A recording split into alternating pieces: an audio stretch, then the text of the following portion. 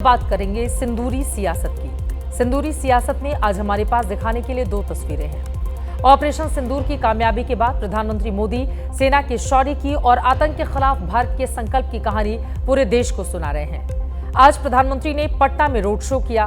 उससे पहले बंगाल के अलीपुर द्वार में एक जनसभा की, लेकिन पीएम ने वहां जो कहा उसे लेकर मुख्यमंत्री ममता बनर्जी गुस्से में आ गए। दूसरी ओर दुनिया में पाकिस्तान को एक्सपोज करने के लिए भारत की 7 टीमें विदेश में अपने मिशन पर हैं, लेकिन कांग्रेस ने आज अपने ही नेता शशि थरूर को घेरने में बहुत दिलचस्पी दिखाई है। कांग्रेस ने शशि थरूर पर मोदी की बैटिंग करने के जो आरोप लगाए थे, आज शशि थरूर ने भी उस पर बहुत तगड़ा जवाब दिया। सिंदूरी सियासत जबरदस्त हुई है और इसमें निशाने पर आज दिन भर दो ही किरदार रहे, एक तो प्रधानमंत्री नरेंद्र मोदी और दूसरे शशि थरूर। पहले प्रधानमंत्री मोदी की ही बात करते हैं। ऑपरेशन सिंदूर की कामयाबी के बाद पीएम मोदी एक बार फिर से आज जनता के बीच में हैं।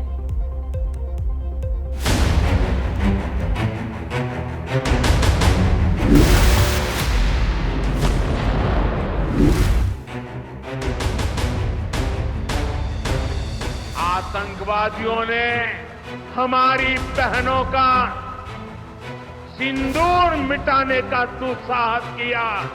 हमारी सेना ने उनको सिंदूर की शक्ति का एहसास करा दिया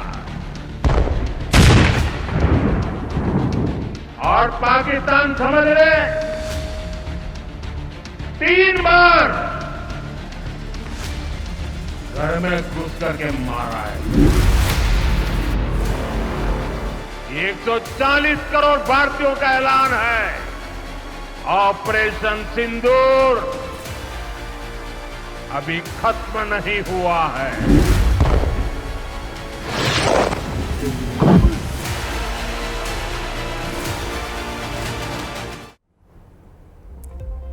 आज प्रधानमंत्री नरेंद्र मोदी ने एक साथ 2 राज्यों का दौरा किया है, बंगाल और बिहार। ये जो तस्वीरें आप देख रहे हैं बिहार की राजधानी पटना की हैं, जहां प्रधानमंत्री मोदी ने एक बड़ा रोड शो किया। आप इसे तिरंगा यात्रा या सिंदूर सम्मान यात्रा का भी नाम दे सकते हैं। पूरे पटना में आज ऑपरेशन सिंदूर की जबरदस्त ब्रांडिंग थी और सिंदूरिया सियासत पूरे पटना में दिखाई दे रही थी।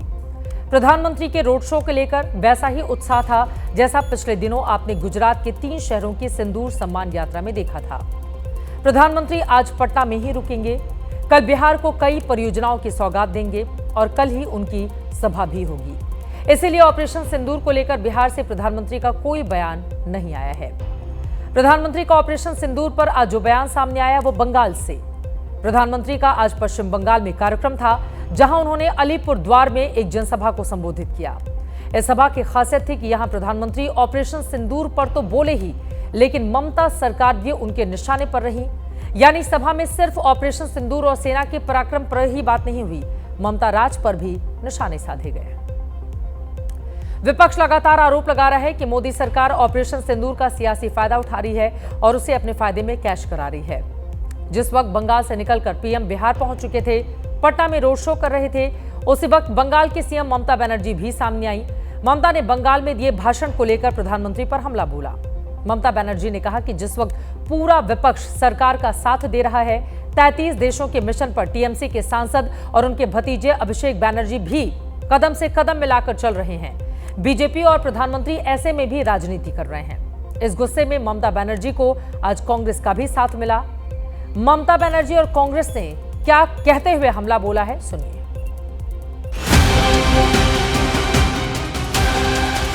क्या सोचता है उन्होंने कि जो भी मर्जी वो कर सकता है, जो भी मर्जी बन सकता है।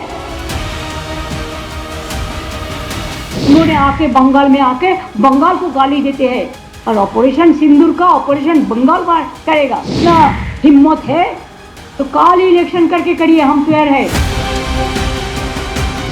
मैं तो समझती थी कि पसीना मलकर चेहरा चमकाते हैं, अब सिंदूर और वर्दी पर सियासत करके चेहरा चमका रहे हैं। सेना की वर्दी और बांग के सिंदूर का इस्तेमाल सियासी फायदे के लिए आप क्यों कर रहे हैं मोदी जी? कि एक चुटकी सिंदूर की कीमत आप नहीं जानते नरेंद्र बाबू, आप नहीं जानते नरेंद्र बाबू।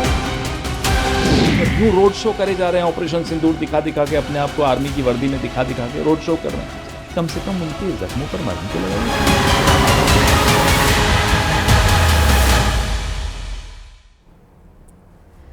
आपको ये भी बताते चले कि कल प्रधानमंत्री को बिहार से उत्तर प्रदेश भी जाना है। कल कानपुर में प्रधानमंत्री की सभा होनी है। जाहिर है ऑपरेशन सिंदूर पर वो वहां पर कुछ बोलेंगे ही। ऐसे में मानकर चले कि सिंदूरी सियासत की कल के दिन भी बहुत ज्यादा गुंजाइश है। विपक्ष आरोप लगा रहा है कि ऑपरेशन सिंदूर के नाम पर बीजेपी चुनावी माइलेज लेना चाहती है, लेकिन पाकिस्तान की पिटाई से क्या वाकई बीजेपी को कोई लाभ होगा? ये सबसे पहले बिहार में ही साफ होगा, जहां इसी साल के आखिर में विधानसभा के चुनाव होने वाले हैं। और अब सिंदूरी सियासत का दूसरा पार्ट आपको दिखा देते हैं। जैसा कि हमने पहले बताया, इसमें सियासत का सेंटर पॉइंट कांग्रेस सांसद शशि थरूर रहे, जो इस वक्त विदेश में हैं। उन 7 टीमों में से एक टीम के कैप्टन हैं, जो पाकिस्तान की पोल खोल रही है। पहले एक रील देखें कि पाकिस्तान की परतें खोलने के मिशन में ये टीम कहां तक पहुंची है। डेलीगेशन ने उनको बताया कि कैसा टेररिज्म पाकिस्तान की तरफ से किया जा रहा है और कैसा निशाना बनाया जा रहा है भारत के नागरिकों को। That the color of the sindoor, that vermilion color on the forehead of our women, will also match the color of the blood of the killers, the perpetrators, the attackers. ये भी बताया कि एक वीक पहले उनके जो army chief थे उनका बयान क्या था। ये भी बताया कि पूरा का पूरा ट्रेनिंग और स्टेट पॉलिसी पाकिस्तान का टेररिज्म को बढ़ाना है। The attack happened on the 22nd of April. We waited for 2 weeks, 14 days. We waited with the hope that Pakistan government will do something to bring the perpetrators to book and do justice to the enemy. Asaduddin Owaisi, Shashi Tharoor, अभिषेक बैनर्जी, एक से बढ़कर एक बल्लेबाज, सबके सब mission India पर हैं। लेकिन कांग्रेस को अपने ही बैट्समैन पर शक है। उसे शक है कि शशि थरूर इंडिया के लिए नहीं, पीएम मोदी के लिए बैटिंग कर रहे हैं। इसलिए कांग्रेस में शशि थरूर के खिलाफ फील्डिंग शुरू हो गई है। हालांकि अब थरूर ने भी घर में बैठे विरोधियों पर बाउंसर दे मारा है। पहले देखें कि इसकी शुरुआत कहां से हुई। पनामा यात्रा में थरूर की ओर से कहा गया कि बीजेपी सरकार में पहली बार क्रॉस बॉर्डर पर सर्जिकल स्ट्राइक की गई थी। इसी से कांग्रेस पार्टी नाराज हो गई। बयान आते ही कांग्रेस नेता उदित राज ने थरूर पर हमला बोल दिया और पार्टी के बड़े नेताओं जयराम रमेश और पवन खेड़ा ने उदित राज को टोकने रोकने की बजाय उनके बयान को एंडोर्स कर दिया। उदित राज का बयान क्या था, सुनिए। शशि थरूर जी बीजेपी के सुपर प्रवक्ता हैं, जो बीजेपी के लोग नहीं कह पा रहे हैं। मोदी जी की चमचागिरी या मोदी जी का गुणगान जितना वो नहीं कर पा रहे हैं, और बीजेपी के लोग उससे ज़्यादा शशि थरूर कर रहे हैं। शशि थरूर को पता है कि पहले की सरकारों ने क्या किया। पहले की सरकारें ढोल नहीं पीटती थी। तो ये शब्द वापस लेना चाहिए कि पहले ऐसा नहीं हुआ है।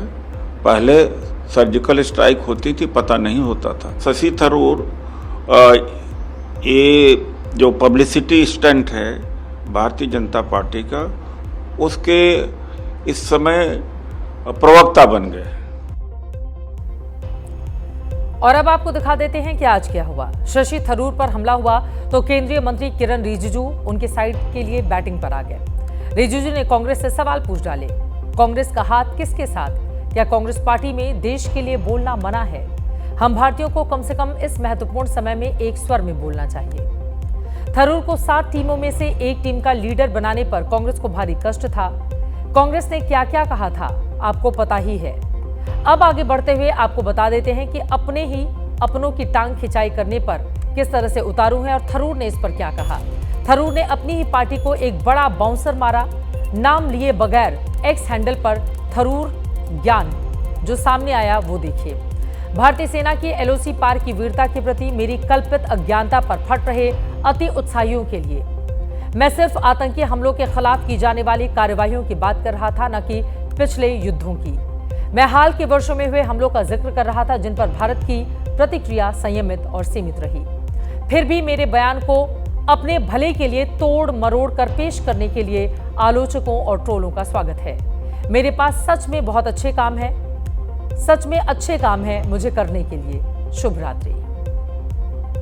अब शशि थरूर की ओर से ये बातें रखी गई तो आप समझ सकते हैं कि कांग्रेस पार्टी इस बात को किस तरह से ले रही होगी।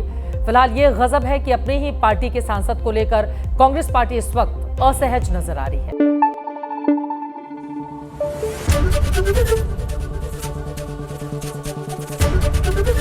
एबीपी न्यूज आपको रखे आगे।